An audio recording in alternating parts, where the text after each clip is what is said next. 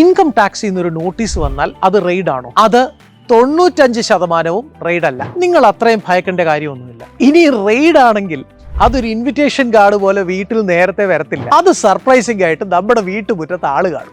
Normally ഏറ്റവും കൂടുതൽ income ടാക്സിൽ നിന്ന് വരുന്നത് 143(1) എന്ന സെക്ഷനിലുള്ള ഒരു ഇന്റിമേഷൻ നോട്ടീസ് ആണ്. ഇതിനകത്ത് always remember there is A comparison table.